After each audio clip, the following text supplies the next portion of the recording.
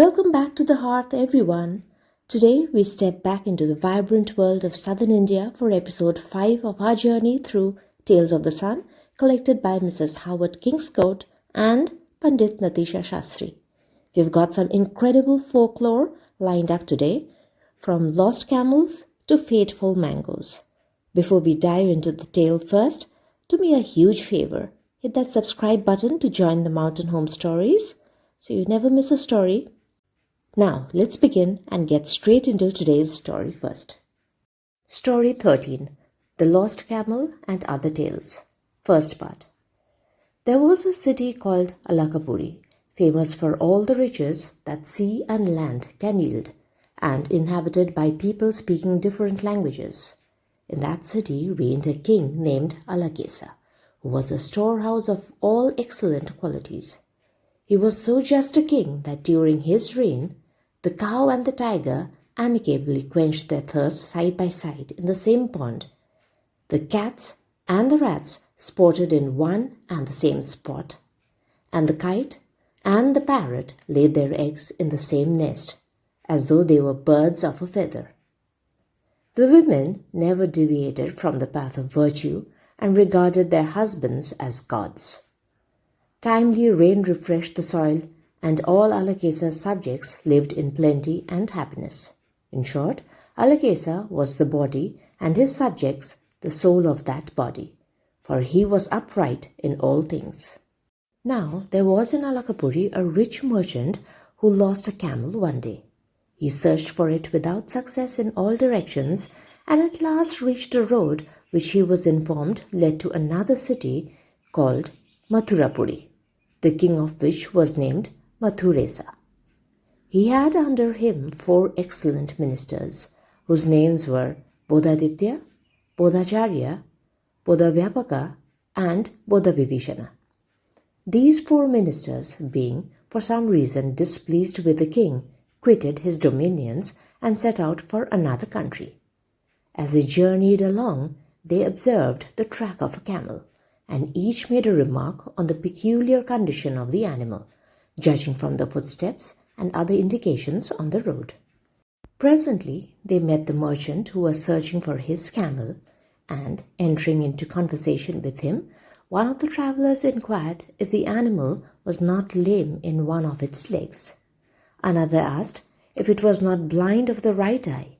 The third asked if its tail was not unusually short, and the fourth inquired if it was not suffering from colic. They were all answered in the affirmative by the merchant, who was convinced that they must have seen the animal, and eagerly demanded where they had seen it.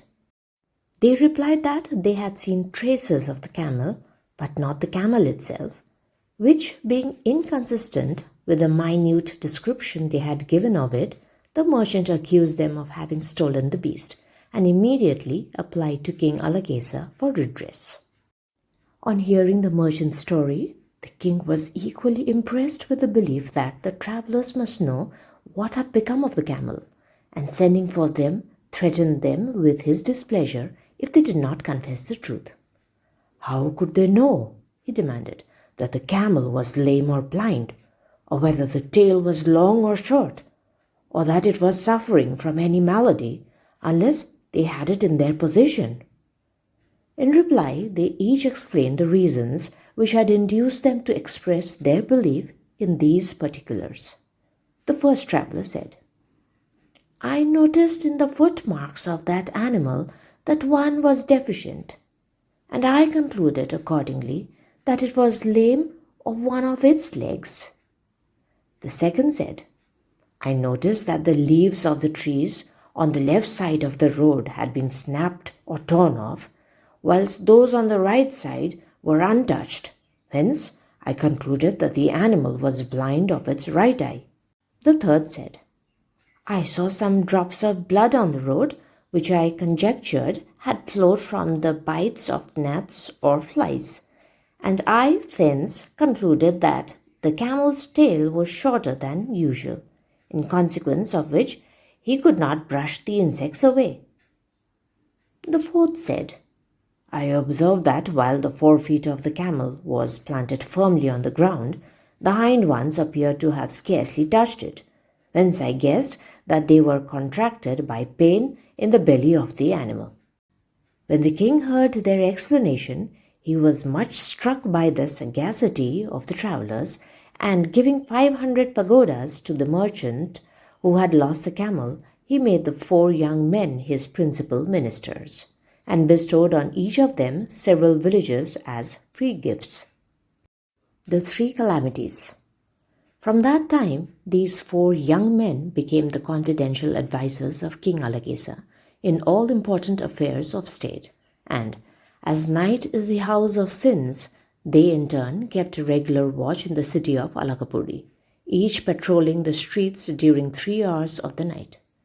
Thus they continued to faithfully serve King Alagesa, till one night the first minister, when his watch was over, proceeded as usual to see whether the royal bedchamber was properly guarded, after which he went to the temple of the goddess Kali, where he heard what seemed to him the voice of a woman, lamenting and sobbing in great distress. Concealing himself behind the vad tree of the temple, he called out, "Who are you, poor woman, and why do you thus weep?" At once the cries ceased, and a voice from the temple inquired, "Who art thou that thus questionest me?" Then the minister knew that it was Kali herself who wept, so he threw himself on the ground and, rising up, exclaimed, "O my mother, Kali, Sambhavi, Mahamai, why should you thus weep?" Quoth Kali, "What is the use of my revealing it to thee? Canst thou render any assistance?" The minister said that if he had but her favour, there was nothing he could not do. Then the goddess told him that a calamity was about to come upon the king, and, fearing that such a good monarch was soon to disappear from the world, she wept. The thought of such a misfortune caused the minister to tremble. He fell down before the goddess, and with tears streaming from his eyes, besought her to save him. Kali was much gratified to observe his devotion to his master, and thus addressed him. "Know then that your king will be in danger of 3 calamities tomorrow, any one of which will be sufficient to cause his death. First of all, early in the morning, there will come to the palace several carts containing newly reaped paddy grains. The king will be delighted at this, and immediately order a measure of the paddy to be shelled and cooked for his morning meal. Now, the field in which that paddy grew is the abode of serpents, 2 of which were fighting together one day when they emitted poison, which has permeated those grains. Therefore, the morning meal of your king will contain poison, but only in the first handful will it take effect, and he will die. Should he escape, another calamity is in store for him at noon. The king of Vijayanagara will send tomorrow some baskets of sweetmeats. In the first basket he has concealed arrows. King Alagesa, suspecting no treachery, will order the first basket to be opened in his presence, and will meet his death by that device. And even should he escape this second calamity, a third will put an end to his life tomorrow night. A deadly serpent will descend into his bedroom by means of the chain of his hanging bed and bite him.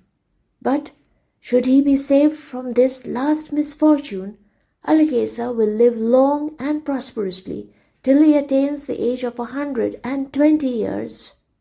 Thus spoke Kali in tones of sorrow, for she feared that the king would lose his life by one of these 3 calamities. The minister prostrated himself on the ground and said that if the goddess would grant him her favour, he was confident he could contrive to avert all the threatened evils from the king. Kali smiled and disappeared, and the minister, taking her kind smile as a token of her favour, returned home and slept soundly. As soon as the morning dawned, the first minister arose and, having made the customary ablutions, proceeded to the palace. He took care to reveal to no one the important secret communicated to him by the goddess, not even to his 3 colleagues. The sun was not yet 2 ghatikas above the horizon when several carts containing the finest paddy grains, specially selected for the king's use, came into the courtyard of the palace. Alakesa was present and ordered a measure of it to be at once shelled and cooked. The coming in of the carts and the king's order so exactly coincided with Kali's words that the minister began to fear that he was quite unequal to the task of averting the fatality. Yet the recollection of the smile of the goddess inspired him with fresh resolution, and he at once went to the palace kitchen and requested the servants to inform him when the king was about to go to dinner.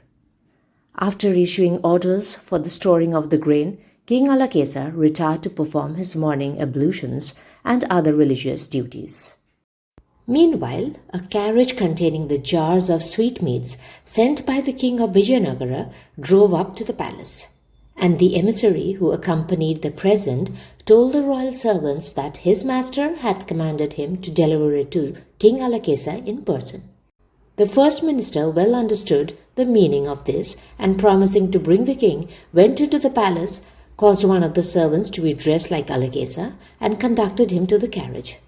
The officer of the Vijayanagara king placed the first jar before the supposed Alakesa, who at once opened it, when lo! There darted forth several arrows, one of which pierced his heart, and he fell dead on the spot. In an instant the emissary was seized and bound, and the officers began to lament the death of their good king.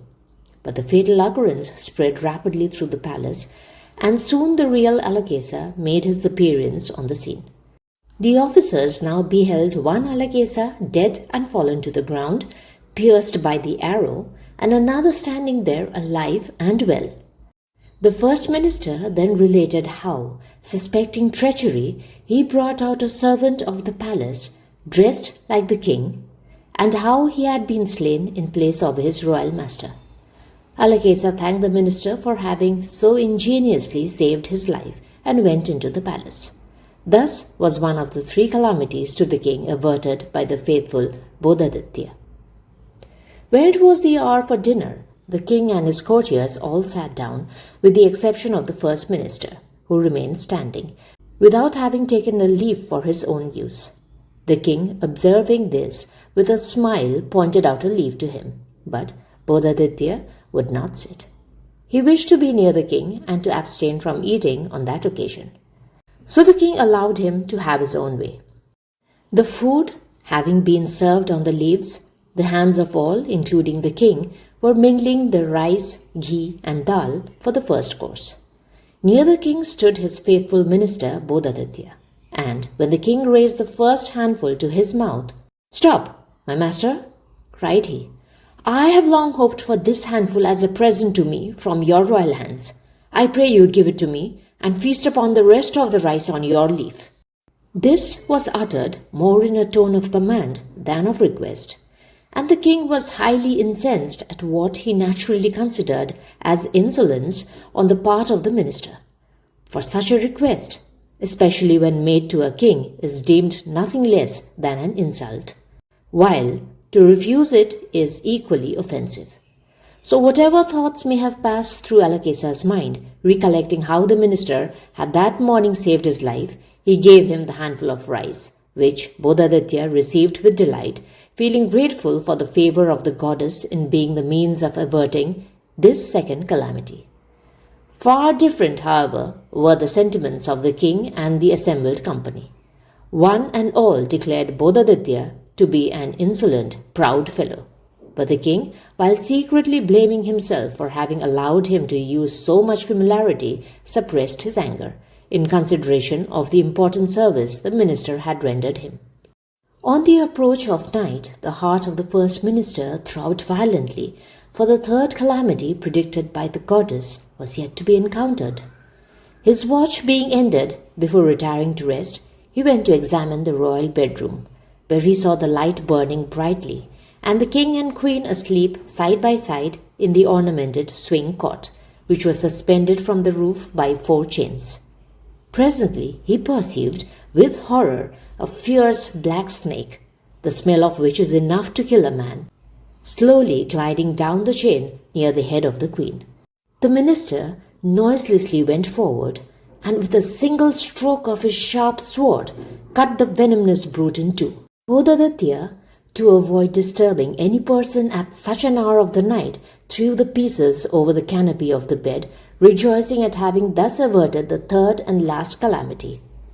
But a fresh horror then met his eyes. A drop of the snake's poison had fallen on the bosom of the queen, which was exposed in the carelessness of slumber. "Alas, sacred goddess," he muttered, "why do you thus raise up new obstacles in my effort to avert the evil which you predicted? I have done what I could to save the king, and in this last attempt I have killed his beloved queen. What shall I do?" Having thus briefly reflected, he wiped off the poison from the queen's bosom with the tip of his little finger, and, lest the contact of the venom with his finger should endanger his own life, he cut the tip of it off and threw it on the canopy. Just then the queen awoke, and perceiving a man hastily leaving the room, she cried, "Who are you?" The minister respectfully answered, "Most venerable mother, I am your son Bodhaditya," and at once retired. Upon this the queen thought within herself, "Alas, is there such a thing as a good man in the world? Hitherto I have regarded this Bodhaditya as my son, and now he has basely taken the opportunity of thus disgracing me when my lord and I were sound asleep. I shall inform the king of this and have that wretch's head struck off before the morning." Accordingly, she gently awakened the king, and with tears trickling down her beauteous face, she told him what had occurred, and concluded with these words, "Till now, my lord, I considered that I was wife to you alone, but this night your first minister has made me doubt it, since to my question, 'Who are you?' he answered, without any shame, 'I am Bodhaditya,' and went away." On hearing of this violation of the sanctity of his bedchamber, Alakesa was greatly enraged and determined to put to death such an unprincipled servant, but first to communicate the affair to his 3 other ministers. 13. Second part. When the second minister's watch was over, he went to inspect the guard at the royal bedchamber, and Alakasena, hearing his footsteps, inquired who was there. "Your servant, Bodhachandra, most royal lord," was the reply. "Enter, Bodhachandra," said the king. "I have somewhat to communicate to you." Then Alakasena, almost choking with rage, told him of the gross offence of which his colleague, the first minister, had been guilty, and demanded to know whether any punishment could be too severe. Bodhachandra humbled himself before the king and thus replied, "My lord, such a crime merits a heavy requital. Can one tie up fire in one's cloth and think that, as it is but a small spark, it will do us no harm? How then can we excuse even slight deviation from the rules of propriety? Therefore, if Bodhaditya be really guilty, he must be signally punished. But permit me to represent to your majesty the advisability of carefully inquiring into this matter before proceeding to judgment. We ought to ascertain what reasons he had for such a breach of the harem rules, for should we, carried away by anger, act rashly in this affair, we may repent when repentance is of no avail. As an example, I shall, with your majesty's permission, relate a story." The king having at once given his consent, the second minister began to relate the story of the honest but rash hunter and his faithful dog. There dwelt in a certain forest a hunter named Ugravira, who was lord of the woods, and as such had to pay a fixed sum of money to the king of the country. It happened once that the king unexpectedly demanded of him 1,500 pounds. The hunter sold all his property and realized only 1,000 pounds, and was perplexed how to procure the rest of the required amount. At length he bethought him of his dog, which was one of the best kind, and was beloved by him more than anything else in the whole world. He took his dog to an adjacent city where he pledged him to a merchant named Kubera for 500 pounds, at the same time giving the merchant his bond for the loan. Before going away, the hunter, with tears in his eyes, thus addressed the intelligent animal. Mrigasimba, that is lion among beasts, oh, my faithful friend, do not leave thy new master until I have paid him back the money I have borrowed of him. Obey and serve him, even as thou hast ever obeyed and served me. Some time after this, the merchant Kubera had to leave home and proceed with his merchandise to foreign countries. So he called the hunter's dog to his side and bade him watch at his doors and prevent the intrusion of robbers and other ill-disposed persons. The dog indicated, both by his eyes and his tail, that he perfectly understood his instructions. Then the merchant, having enjoined his wife to feed the dog 3 times every day with rice and milk, set out on his travels. The dog kept his watch outside the house, and for a few days the merchant's wife fed him regularly 3 times a day. But this kind treatment was not to continue. She had for her paramour a wicked youth of the Shetty caste, who, soon after the departure of Kubera, became a constant visitor at the merchant's house. The faithful dog instinctively surmised that his new master would not approve of such conduct. So, one night, when the youth was leaving the house, Mrigasimba sprang upon him like an enraged lion and, seizing him by the throat, sent the evildoer to the other world. The merchant's wife, hearing the scuffle, ran to the spot to save her lover, but found him dead. Though extremely grieved at the loss of her paramour, she had the presence of mind to immediately carry the body to the garden at the back of the house, where she concealed it in a great pit and covered it with earth and leaves, vainly thinking that she had thus concealed her own shame. All this was not done, however, without being observed by the watchful dog, and henceforward the merchant's wife hated him with a deadly hatred.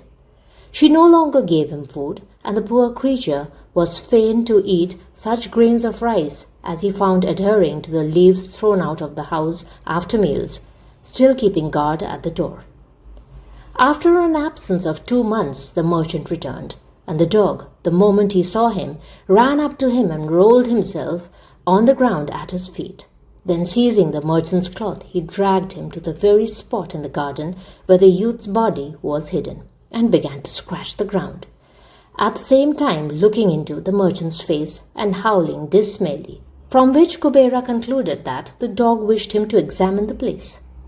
Accordingly, he dug up the spot and discovered the body of the youth, whom indeed he had suspected of being his wife's paramour.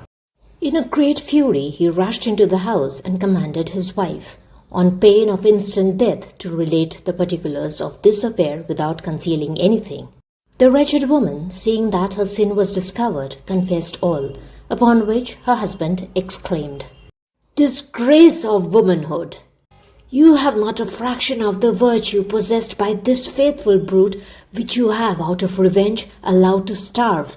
But why should I waste words on thee? Happy am I in having no children by thee. Depart, and let me see thy face no more." So saying, he thrust her out of the house. Then the merchant fed the dog with milk, rice, and sugar, after which he said to that lion of beasts, Mrigasimba, as he was called, "Thou trusty friend, language fails to express my gratitude to thee. The 500 pounds which I lent thy old master, the hunter, are as nothing compared with thy services to me, by which I consider the debt as more than paid. What must be the feelings of the hunter without thy companionship? I now give thee leave to return to him." The merchant took the hunter's bond, and tearing it slightly at the top as a token that it was cancelled, he placed it in the dog's mouth and sent him back to his former master, and he at once set off towards the forest. Now, by this time the hunter had contrived to save up the 500 pounds, and with the money and the interest due thereon, he was going to the merchant to redeem his bond and reclaim his dog. To his great surprise, he met Mrigasimba on the way, and as soon as the dog perceived him, he ran up to him to receive his caresses. But the hunter immediately concluded that the poor brute, in his eagerness to rejoin him, had run away from the merchant and determined to put him to death.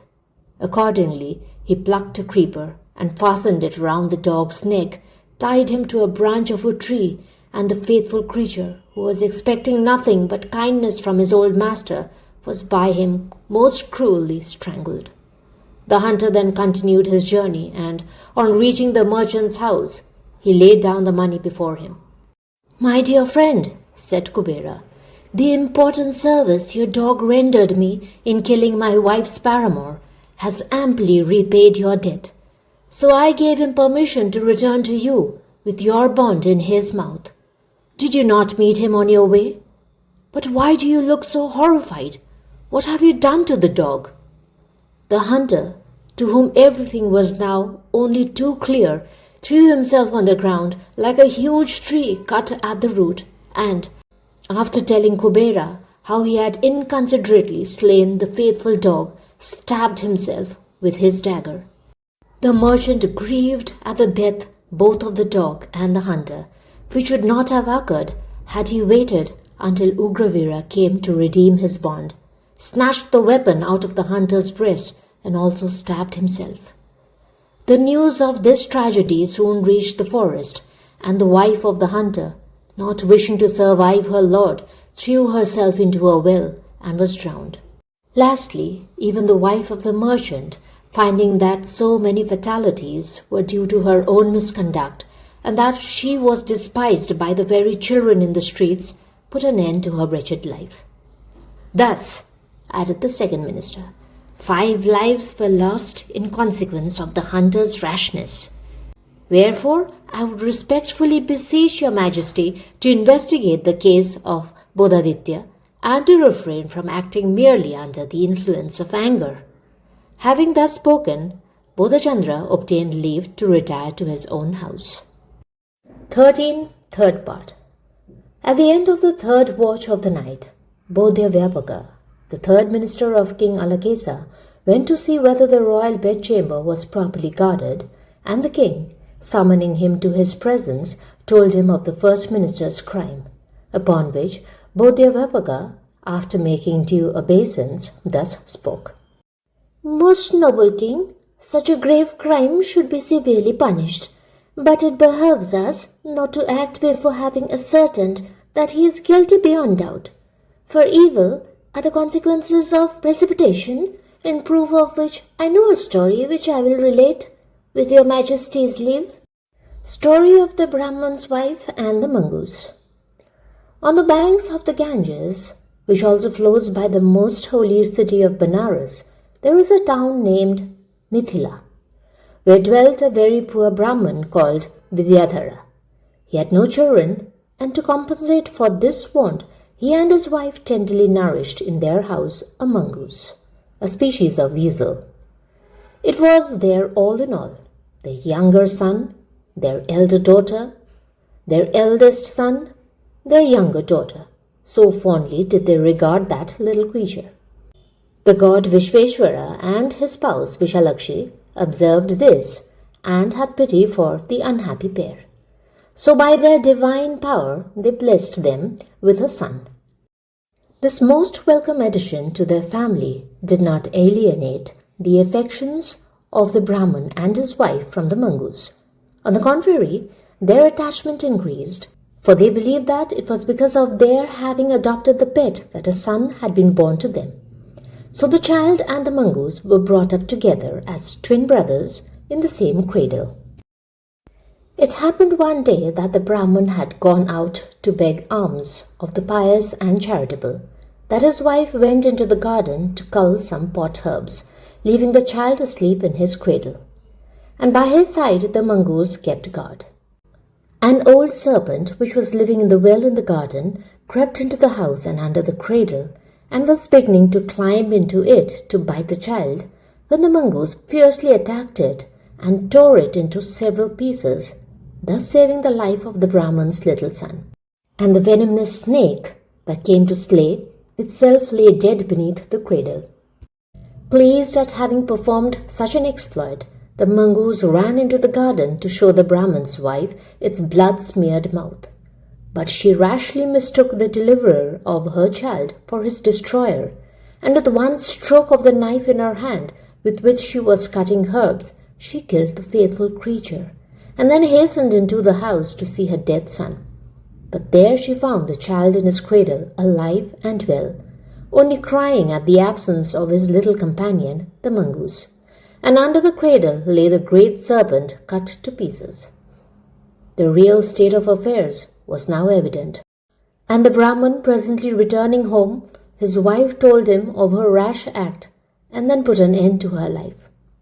The Brahman, in his turn, disconsolate at the death of the mongoose and his wife, first slew his child and then killed himself. And thus, said the third minister, by one rash act 4 creatures perished. So true is it that precipitation results in a series of calamities. Do not, then, condemn Bodhaditya before his guilt is clearly proved. Alakesa having given Bodhachandra the signal to retire, he quitted the presence and went home. When the watch of the fourth minister, Bodhabhivishana, was terminated, he visited the private apartments of the king, who had been meanwhile pondering over the stories he had heard, and was called into the sleeping chamber by Alakesa, and informed of his colleague's unpardonable offence. The minister, after due prostration, thus addressed his royal master. Great king, I can scarcely bring myself to believe that Bodhaditya could ever be guilty of such a crime, and I would respectfully remind your majesty that it would not be consistent with your worldwide reputation for wisdom and justice were you to pronounce judgment in this case without having inquired into all the circumstances. Evil and injustice result from hasty decisions and actions, of which a striking illustration is furnished in the story of the faithless wife and the ungrateful blind man. In the town of Mithila there lived a young Brahman who, having had a quarrel with his father-in-law, set out on a pilgrimage to Benares. Going through a forest, he met a blind man, whose wife was leading him by means of a stick, one end of which she held in her hand, and her husband, holding the other end, was following her. She was young and fair of face, and the pilgrim made signs to her that she should go with him and leave her blind husband behind. The proposal thus signified pleased this wanton woman, so she bade her husband sit under a tree for a few minutes, while she went and plucked him a ripe mango. The blind man sat down accordingly, and his wife went away with the Brahman. After waiting a long time in expectation of his wife's return, and no person coming near him, for it was an unfrequented place, her infidelity became painfully apparent to him, and he bitterly cursed both her and the villain who had enticed her away from him. For 6 days he remained at the foot of the tree in woeful condition, without a morsel of rice or a drop of water, and he was well nigh dead, when at length he heard the sound of footsteps near him and cried faintly for help. A man of the Shetty caste and his wife came up to him and inquired how he happened to be in such a plight. The blind man told them how his wife had deserted him and gone away with a young Brahman whom they had met, leaving him there alone and helpless. His story excited the compassion of the Shetty and his wife. They gave him to eat of the small quantity of rice they had with them, and, having supplied him with water to quench his thirst, the Shetty bade his wife lead him with his stick. The woman, though somewhat reluctant to walk thus in company with a man who was not her husband, yet, reflecting that charitable actions ought never to be left undone, complied with her lord's request, and began to lead the blind man. After travelling in this manner for a day, the three reached a town and took up their abode for the night in the house of a friend of the Shetty, where the latter and his wife gave the blind man a share of their rice before tasting a morsel themselves. At daybreak the next morning, they advised him to try to provide for himself in some way in that town and prepare to resume their journey. But the blind man, forgetting all the kindness they had shown him, began to raise an alarm, crying out, "Is there no king in this city to protect me and give me my rights? Here is a Shetty rascal taking away my wife with him. As I am blind, she denies that I am her husband and follows that rogue. But will not the king give me justice?" The people in the street at once reported these words to the king, who caused inquiry to be made into the matter. The fact of the Shetty's wife having led the blind man seemed to indicate that the latter, and not the Shetty, was the woman's husband, and foolishly concluded that both the Shetty and his wife were the real criminals. Accordingly, he sentenced the Shetty to the gallows, because he attempted to entice away a married woman, and his wife to be burnt in the kiln, as she wished to forsake her husband, and he a blind man. When these sentences were pronounced, the blind man was thunderstruck. The thought that by a deliberate lie he had caused the death of two innocent persons now stung him to the heart. By this lie he expected that the Shetty only should be punished, and that his wife would be made over to him as his own wife, but now he found she also was condemned to death. "Vile wretch that I am," said he, "I do not know what sins I committed in my former life to be thus blind now.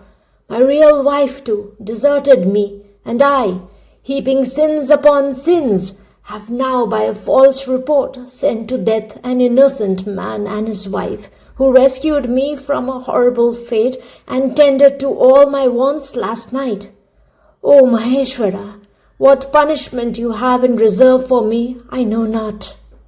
This soliloquy, being overheard by some bystanders, were communicated to the king, who, bitterly reproaching himself for having acted so rashly, at once released the good Shetty and his wife, and caused the ungrateful blind man to be burnt in the kiln.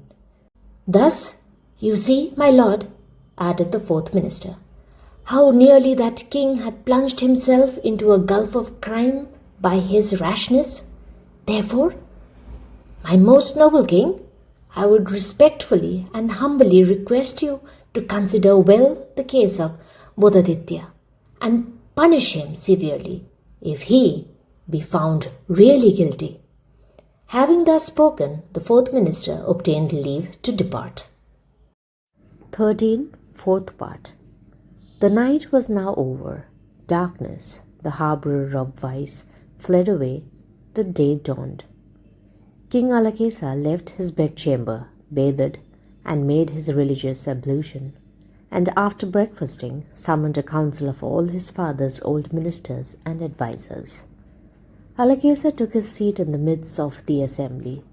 Anger was clearly visible in his countenance. His eyes had lost their natural expression and had turned very red. His breath was as hot as that of a furnace. He thus addressed them: "Know ye all, the ministers of my father and of myself, that last night, during the first watch, my first minister, Bodhaditya, while I and my queen were asleep in our chamber, came and touched with his finger the bosom of my queen.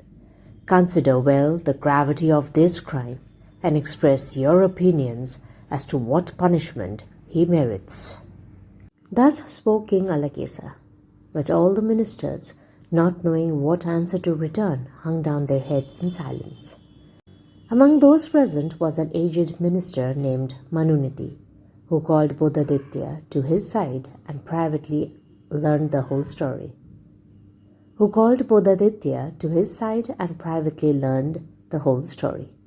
He then humbly bowed before the king and thus spoke: "Most noble king, men are not always all-wise, and before replying to your majesty's question, I beg permission to relate in your absence the story of a king in whose reign a certain benevolent action was repaid with disgrace and ignominy.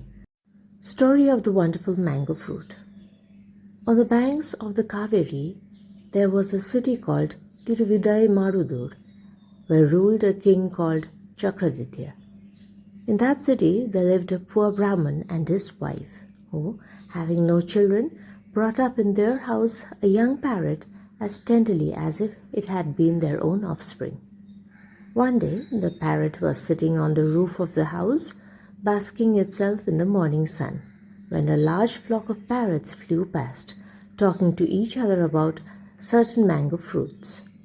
The Brahman's parrot asked them what were the peculiar properties of those fruits, and was informed that beyond the 7 oceans there was a great mango tree, the fruit of which gave perpetual youth to the person who ate of it, however old and infirm he might be.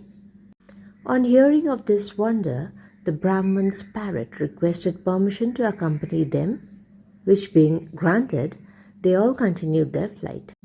When at length they arrived at the mango tree, all ate of its fruit, but the Brahman's parrot reflected, "It would not be right for me to eat this fruit. I am young, while my adopted parents, the poor Brahman and his wife, are very old. So I shall give them this fruit, and they will become young and blooming by eating it." And that same evening, the good parrot brought the fruit to the Brahman and explained to him its extraordinary properties. But the Brahman thought within himself, "I am a beggar. What matters if I become young and live forever, or else die this very moment? Our king is very good and charitable. If such a great man should eat of this fruit and renew his youth, he would confer the greatest benefit on mankind. Therefore, I will give this mango to our good king." In pursuance of this self-denying resolution, the poor Brahman proceeded to the palace and presented the fruit to the king, at the same time relating how he had obtained it and its qualities. The king richly rewarded the Brahman for his gift and sent him away. Then he began to reflect thus: "Here is a fruit which can bestow perpetual youth on the person who eats it. I should gain this great boon for myself alone. And what happiness could I expect under such circumstances unless shared by my friends and subjects? I shall therefore not eat this mango fruit, but plant it carefully in my garden, and it will in time become a tree, which will bear much fruit having the same wonderful virtue, and my subjects shall, every one, eat of the fruit and, with myself, be endowed with everlasting youth." So, calling his gardener, the king gave him the fruit, and he planted it in the royal presence. In due course of time, the fruit grew into a fine tree, and during the spring season it began to bud and blossom and bear fruit. The king, having fixed upon an auspicious day for cutting one of the mango fruits, gave it to his domestic chaplain, who was 90 years old, in order that his youth should be renewed. But no sooner had the priest tasted it than he fell down dead. At this unexpected calamity, the king was both astonished and deeply grieved. When the old priest's wife heard of her husband's sudden death, she came and prayed the king to allow her to perform sati with him on the same funeral pyre, which increased the king's sorrow. But he gave her the desired permission and himself superintended all the ceremonies of the cremation. King Chakraditya then sent for the poor Brahman and demanded of him how he had dared to present a poisonous fruit to his king. The Brahman replied, "My lord, I brought up a young parrot in my house in order to console me for having no son. The parrot brought me the fruit one day and told me of its wonderful properties. Believing that the parrot spoke the truth, I presented it to your majesty, never for a moment suspecting it to be poisonous." The king listened to the poor Brahman's words, but thought that the poor priest's death should be avenged. So he consulted his ministers, who recommended, as a slight punishment, that the Brahman should be deprived of his left eye. This was done accordingly, and on his return home, when his wife saw his condition, she asked the reason of such mutilation. dear," said she, "the parrot we have fostered so tenderly is the cause of this." And they resolved to break the neck of the treacherous bird. But the parrot, having overheard their conversation, thus addressed them: "My dear foster parents, everyone must be rewarded for the good actions or punished for the evil deeds of their previous life. I brought you the fruit with a good intention, but my sins in my former life have given it a different effect. Therefore, I pray you to kill me and bury me with a little milk in a pit. And after my funeral ceremony is over, I request you to undertake a pilgrimage to Benares to expiate your own sins." So the old Brahman and his wife killed their pet parrot and buried it as directed, after which, overcome with grief, they set out on a pilgrimage to the holy city. Meanwhile, the king commanded his gardener to set guards over the poison tree and to allow no one to eat of its fruit. And all the inhabitants soon came to know that the king had a mango tree in his garden, the fruit of which was deadly poison. Now there was in the city an old washerwoman who had frequent quarrels with her daughter-in-law, and one day, being weary of life, she left the house, threatening to eat of the poison tree and die. The young parrot, who was killed for having brought the poisonous mango fruit, was reborn as a green parrot and was waiting for an opportunity to demonstrate the harmless nature of the tree. And when he saw the old woman approach with the determination to put an end to her life by eating of its fruit, he plucked one with his beak and dropped it down before her. The old woman rejoiced that fate sanctioned her death and greedily ate the fruit, when lo, instead of dying, she became young and blooming again. Those who had seen her leave the house, a woman over 60 years of age, were astonished on seeing her return as a handsome girl of 16 and learning that the wonderful transformation was caused by the supposed poisonous mango tree. The strange news soon reached the king, who, in order to test the tree still further, ordered another fruit of it to be brought and gave it to a goldsmith of more than 90 years of age, who had embezzled some gold which had been entrusted to him to make into ornaments for the ladies of the palace, and was on that account undergoing imprisonment. When he had eaten the fruit, he, in his turn, became a young man of 16. The king was now convinced that the fruit of the mango tree, so far from being poisonous, had the power of converting decrepit age into lusty and perennial youth. But how had the old priest died by eating of it? It was by a mere accident.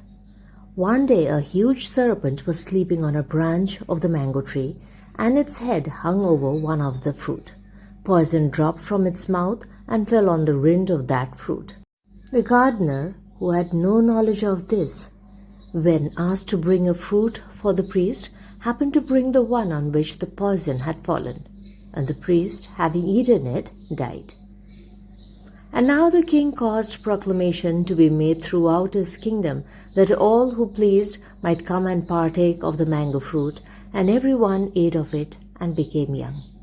But King Chakraditya's heart burned within him at the remembrance of his ill treatment of the poor Brahmin, who had returned with his wife from Benares.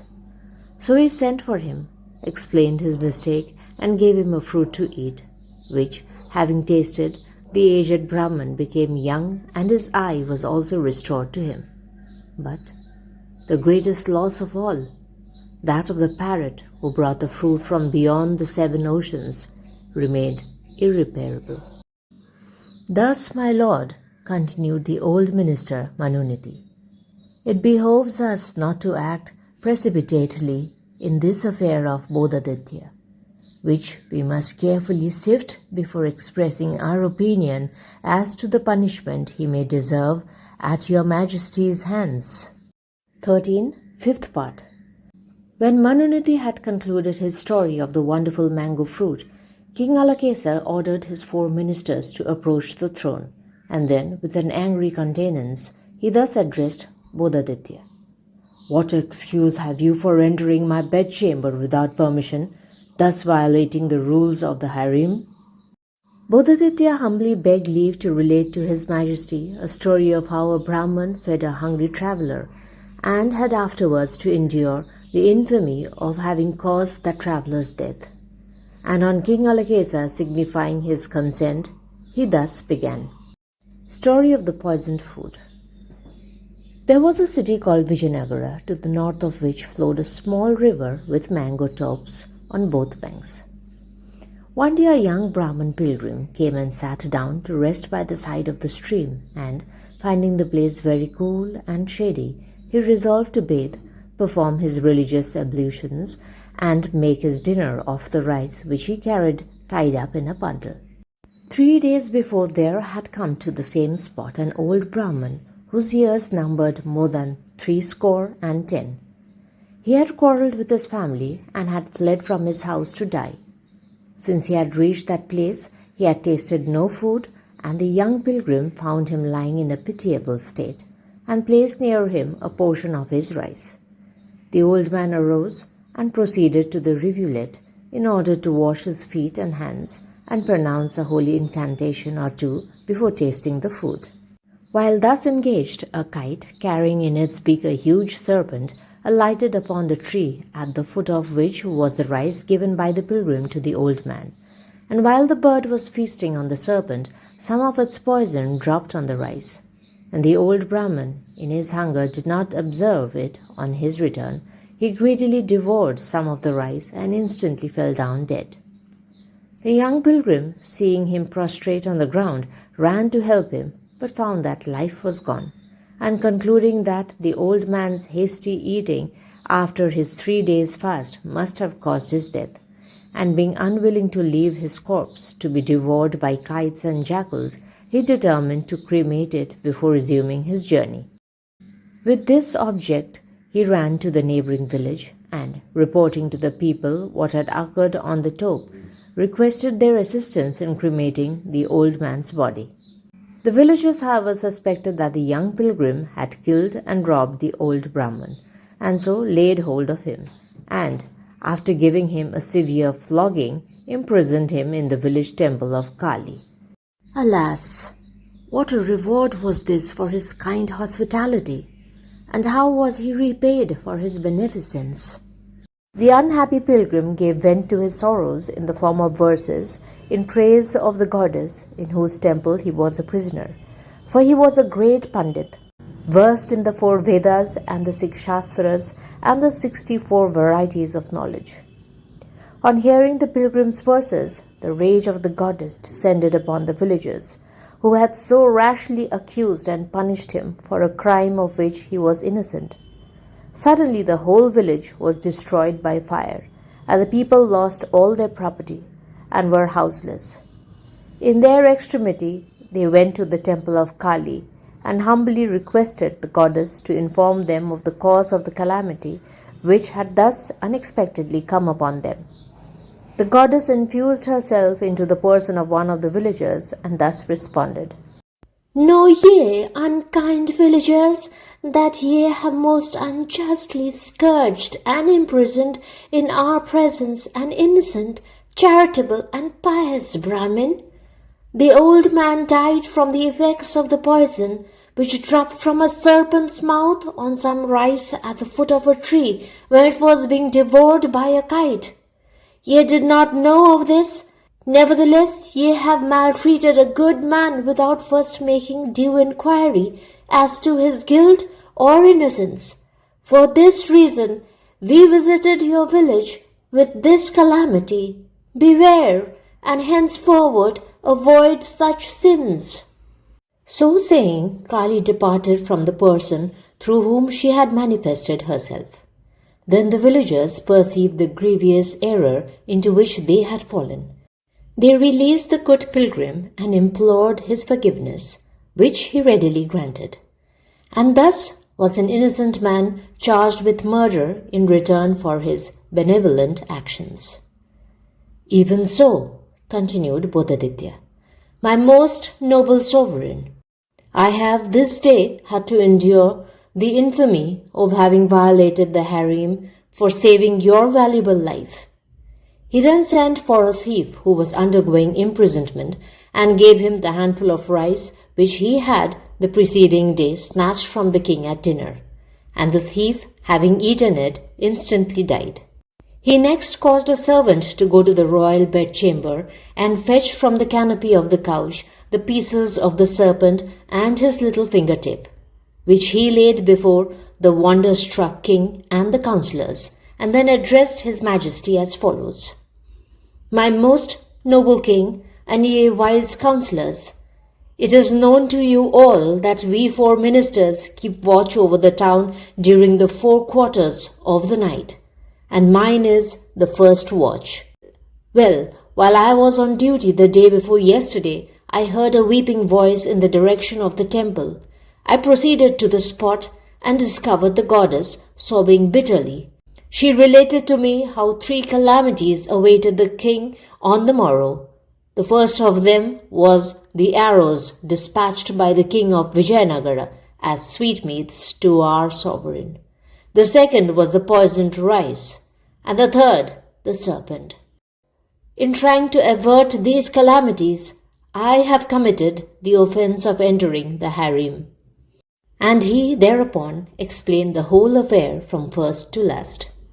King Alakesa and the whole assembly were highly delighted at the fidelity and devotion of Bodhaditya, for it was now very evident that he had done nothing amiss, but had saved the life of the king on 3 occasions, and indeed also the life of the queen by wiping off the serpent's poison which had fallen on her bosom.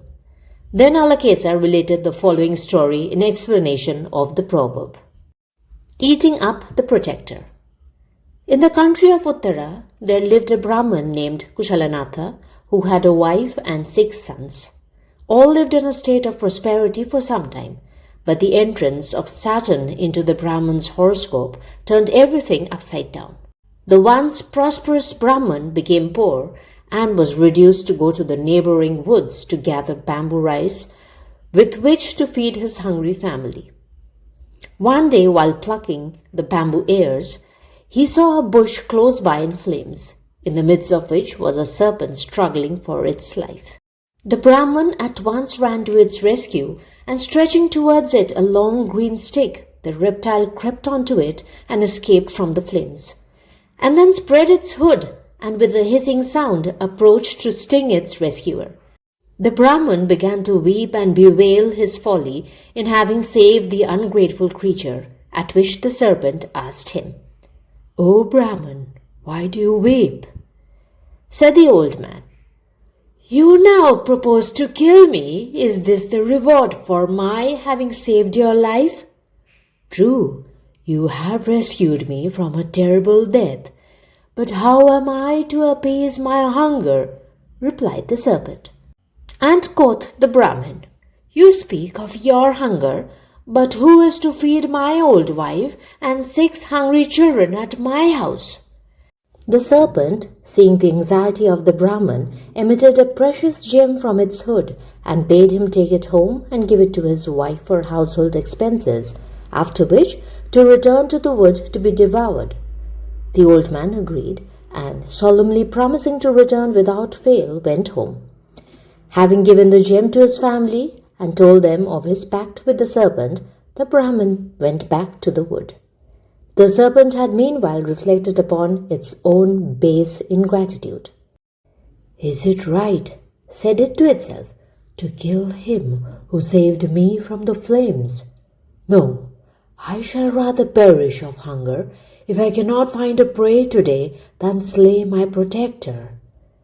So when the old Brahmin appeared, true to his word, the serpent presented him with another valuable gem, and after expressing a wish that he should live long and happily with his wife and children, went its own way, while the Brahmin returned joyously to his home.